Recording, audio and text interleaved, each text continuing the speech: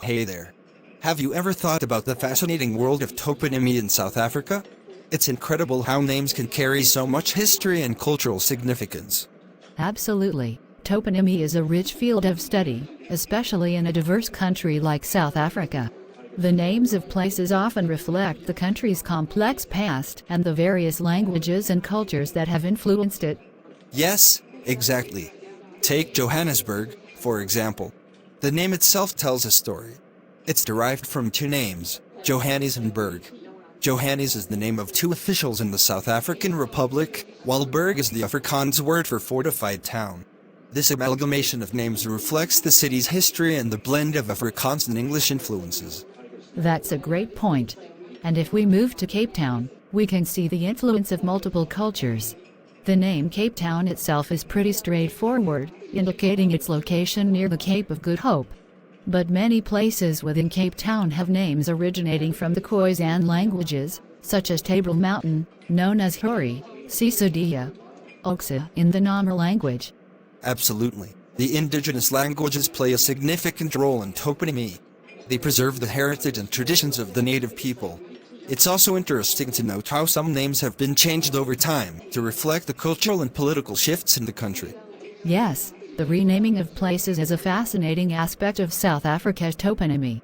After the end of apartheid, there was a movement to change names that were associated with the colonial or apartheid era. For instance, Port Elizabeth was renamed to Burha, which means red ochre in Xhosa, paying homage to the heritage of the local Xhosa people. Right, and these changes are not just arbitrary. They are deliberate attempts to reclaim the indigenous languages and cultures that were suppressed during the colonial period. It's a way of acknowledging and respecting the country's diverse heritage. Definitely.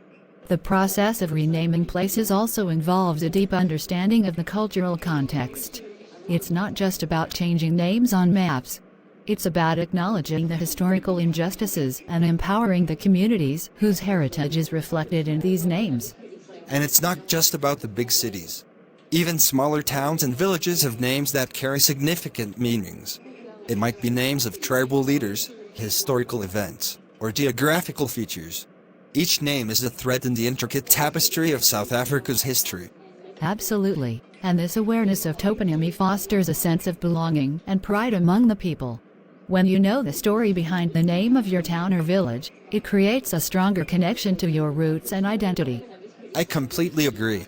It's heartening to see that toponymy is not just a scholarly pursuit but a living, evolving aspect of South Africa's cultural landscape. It's a testament to the resilience and richness of the country's heritage. Well said.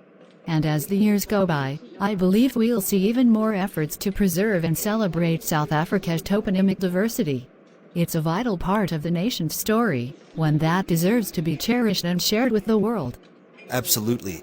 The more we understand and appreciate the significance of place names, the more we can bridge gaps between different communities and promote mutual respect.